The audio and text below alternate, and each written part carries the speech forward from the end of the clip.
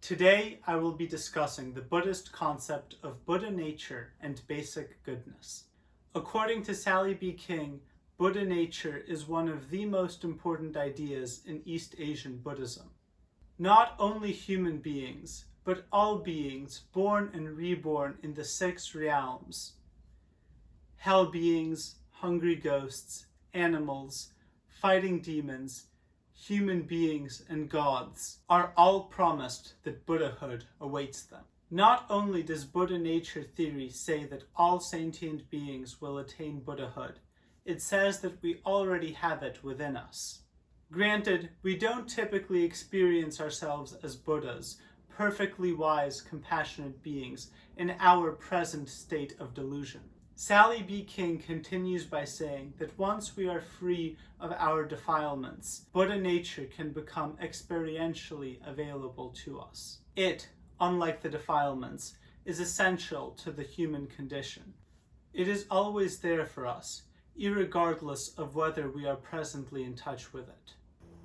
When the Chinese attacked Tibet, Chogyam Trungpa, head of Sarmang monasteries, had to escape India through the Himalayas. He later brought the Vajrayana teachings to the West and created his own school of Buddhism called Shambhala. Buddha nature was among his key ideologies as well, except he reformulated the concept to better fit Western ideology and called it basic goodness. Basic goodness is ultimately the notion that all people are fundamentally good, complete, and perfect. Not in the sense that they have no room for improvement, but that they have everything they need to feel complete and fully enjoy life. In his book, Shambhala Meditation, Proclaiming Basic Goodness, Trungpa's son, Sakyong Mipham, defines this concept by breaking the term up into basic and goodness. He describes goodness as being without fault, free of mistake, meaning that our mundane errors don't diminish our worthiness. Goodness describes the fact that all people are wholesome, skilled, intelligent, and already have everything they need to be complete and happy individuals. The term basic is used to describe the strong, sturdy foundation upon which the goodness lies. Basic indicates that this goodness is unbreakable and firmly rooted. Just like a strong house is built on a sturdy foundation, human goodness is innate. It can never be ripped away from any individual. Pema Chödrön provides an analogy where the sun represents our innate basic goodness. The sun is always shining, strong and brilliant, but it is sometimes covered by clouds, our worldly delusions and suffering. We must learn to clear our minds of our discursive thoughts, clear the clouds aside, so that we can always be in touch with our basic goodness. We all have moments when we come in contact with our basic goodness. For example, when I woke up extremely stressed for my East Asian Buddhism final and walked out the door to witness a beautiful sunny campus. As I walked, the cherry blossoms on College Walk caught my attention, and for a moment, I realized that life was good. Then I walked into the exam. Another aspect of the Shambhala tradition is the Dorje Kosong, Trungpa's army for peace. One of the pins in this army is a stylized version of a trident, which is another important symbol, but it strikes a shocking resemblance to the first notes of Beethoven's Fifth Symphony.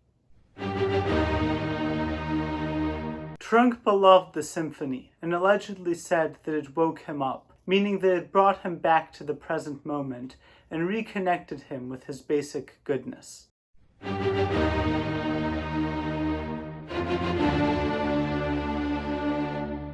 This sequence of 4 notes, which is repeated twice, starts relatively high and decreases in pitch, resulting in some of the lowest notes in the symphony.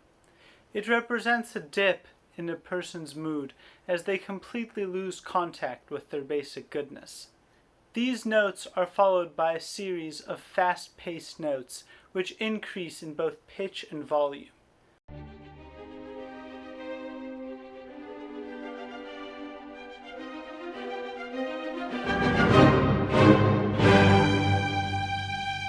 I take this to represent a temporary awakening. This whole sequence is repeated many times during the duration of the symphony, and it portrays a recurring problem or fear, followed by a glimpse of optimism. Toward the end of the piece, this sequence is repeated yet again.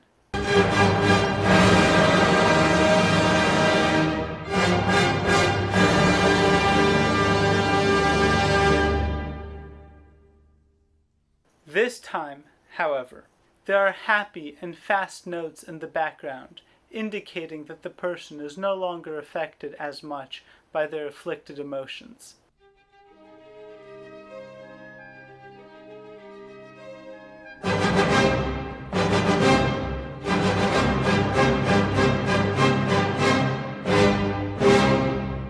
Here is another beautiful and melodic sequence that is repeated several times.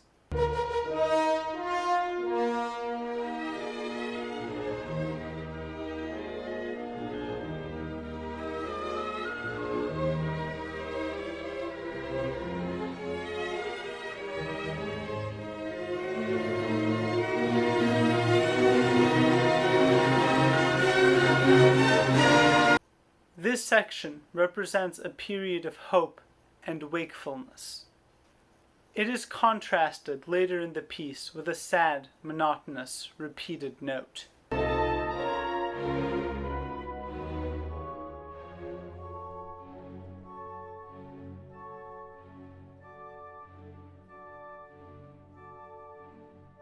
This note is briefly interrupted by a glimmer of hope in the form of a crescendo,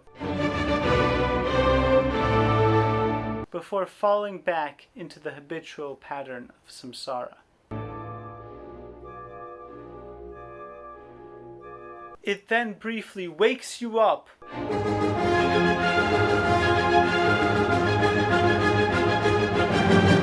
before relapsing into delusions.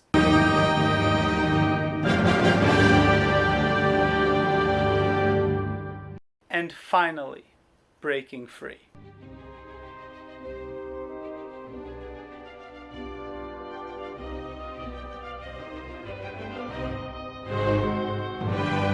Throughout the symphony, there are many quiet parts with very few instruments.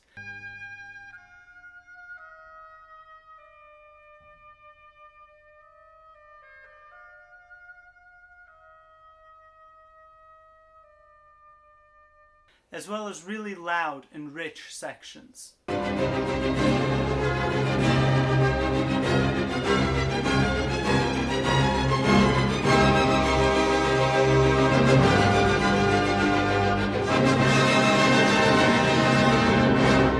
These represent a person's connection with themselves throughout the course of their life. As the piece progresses, the sections of melodious crescendos increase in number as the person grows more connected with their basic goodness.